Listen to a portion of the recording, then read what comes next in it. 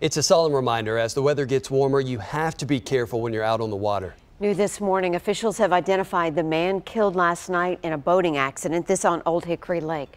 And News Channel 5's Dan Kennedy live in Hendersonville with the latest. And Dan, we understand this was just a terrible accident.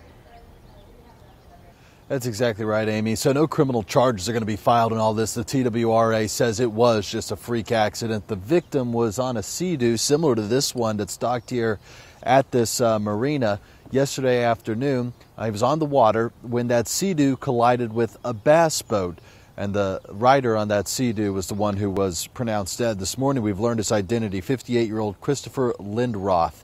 He did not survive after about 4:30 yesterday afternoon when the TWRA was alerted of this boating accident on Old Hickory Lake near the Bluegrass Marina where we are this morning in Hendersonville. Here's what they say happened. They say the boat and that Sea-Doo were approaching each other on the water. Both operators tried to avoid each other, but both corrected in the same direction at the same time, and that's when they collided, sending Lindroth into the water.